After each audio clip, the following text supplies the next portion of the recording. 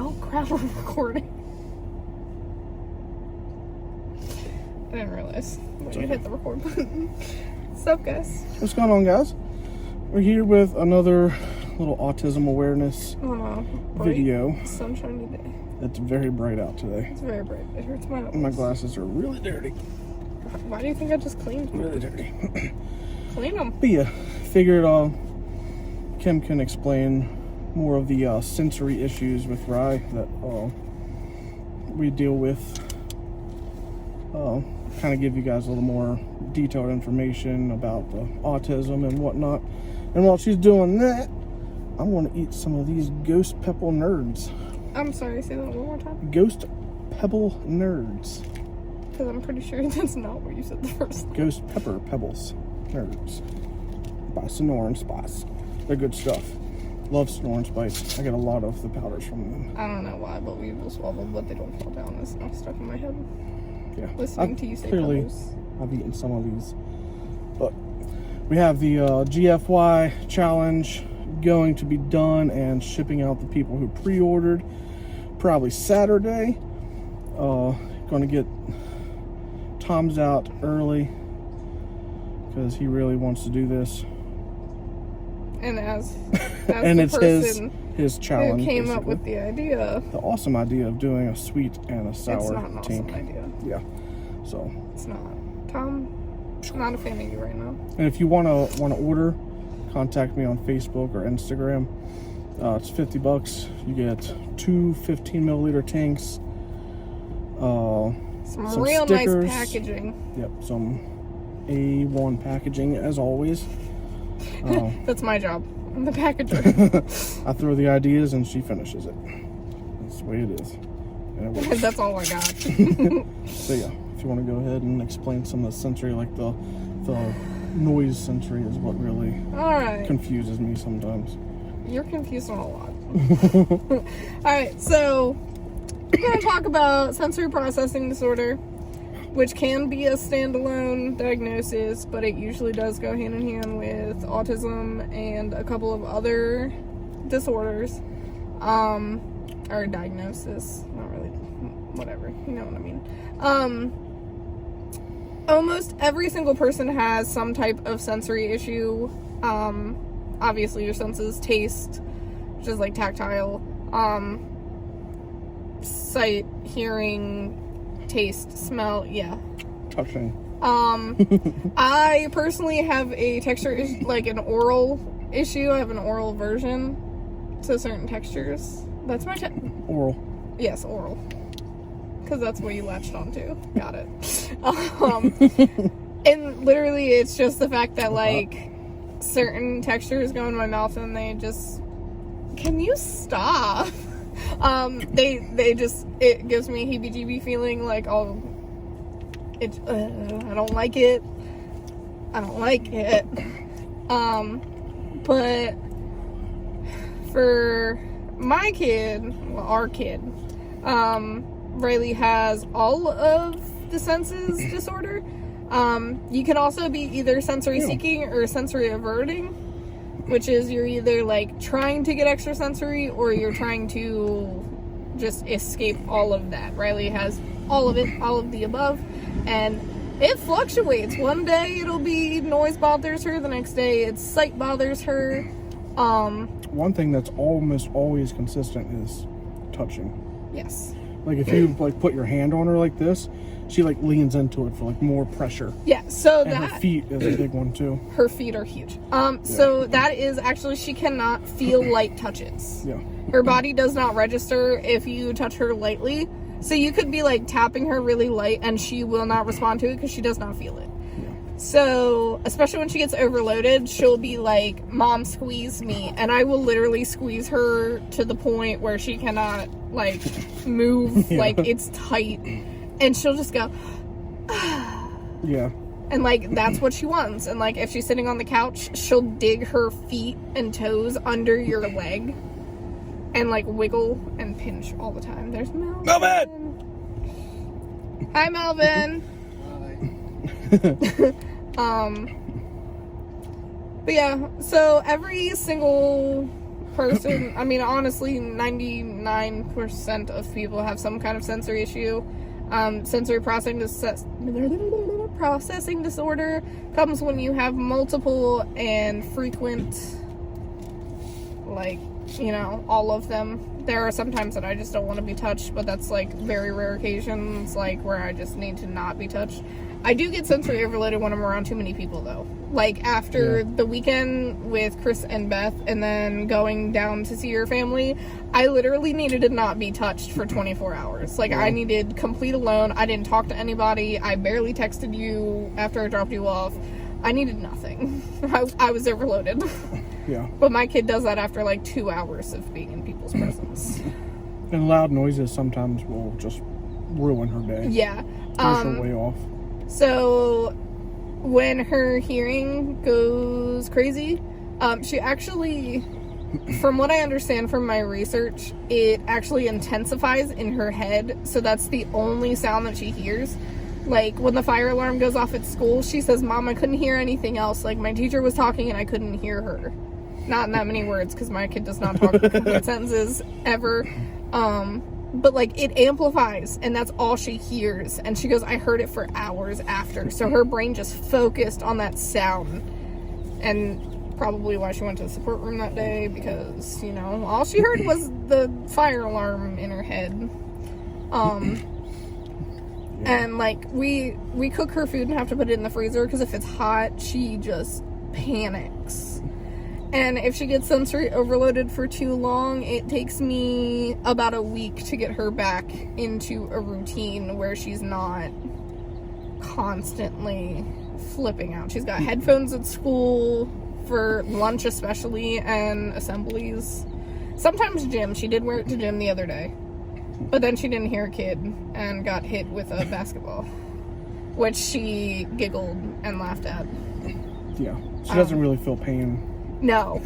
No. She had a double ear infection, and she's like, Mommy, my toe hurts. And I'm like, what?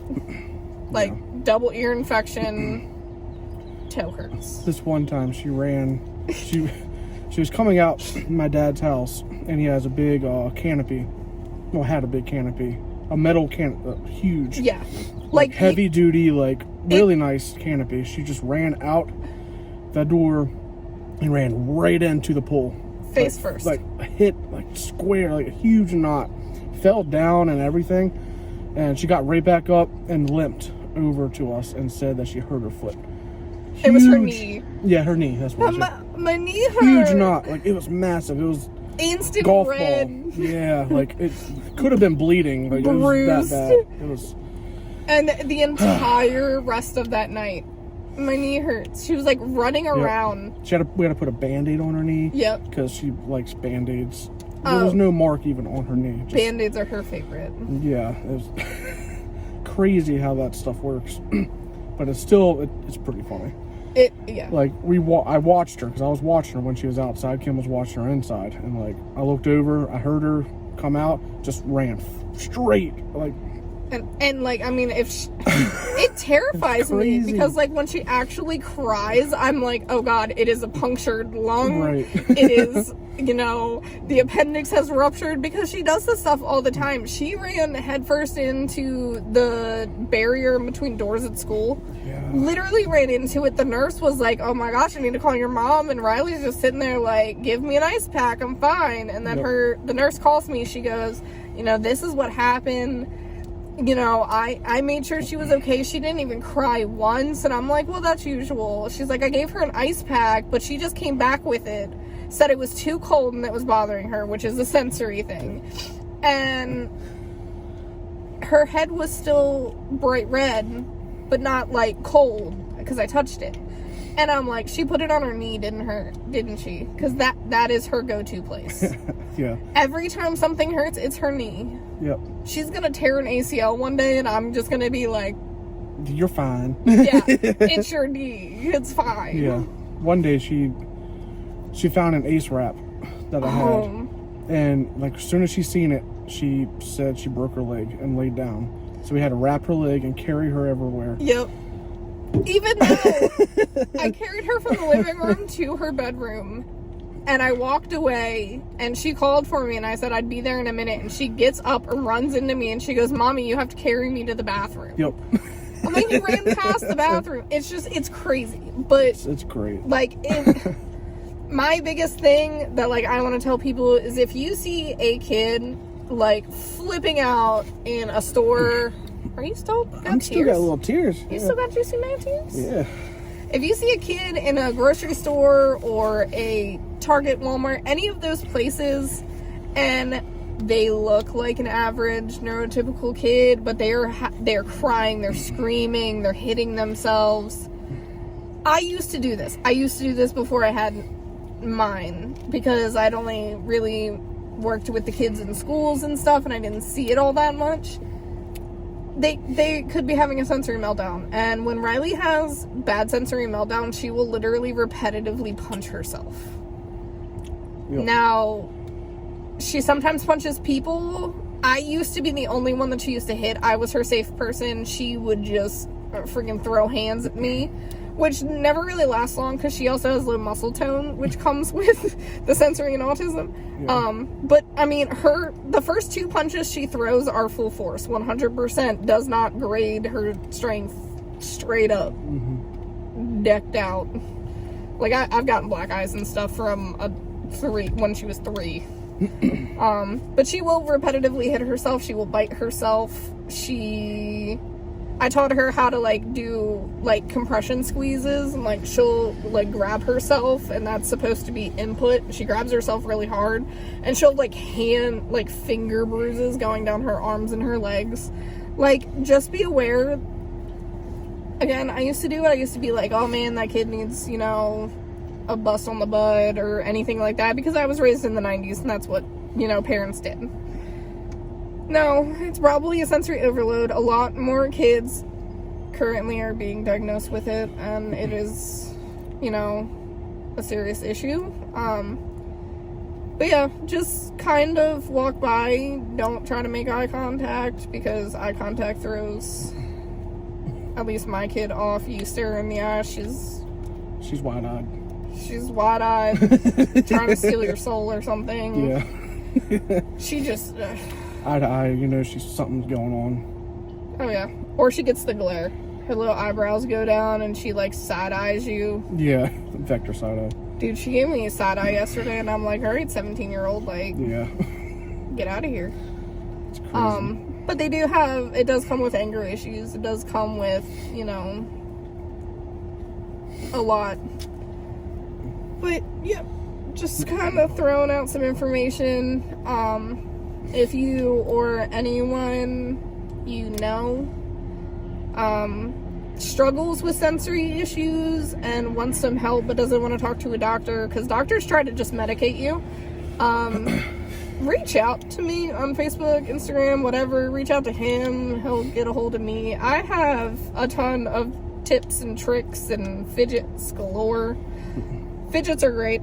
I absolutely love fidgets. They are my favorite. I'm not autistic. I don't really have a sensory disorder. I mean, besides texture, but I carry fidgets with me. It's for my anxiety.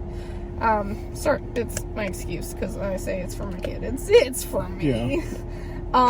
It's on your keychain. Yeah. Well, she's got one. I've got one to carry around with me.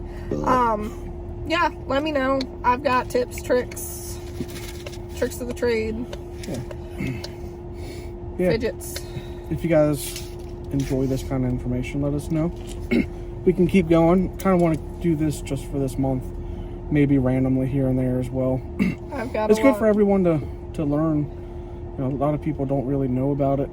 I've got a lot of knowledge from the countless months of research. Yeah, and the endless days and nights and therapy sessions. Yeah. But we appreciate you guys. And check out Sonoran Spice Company. They're good stuff. They got some good stuff, really good candies.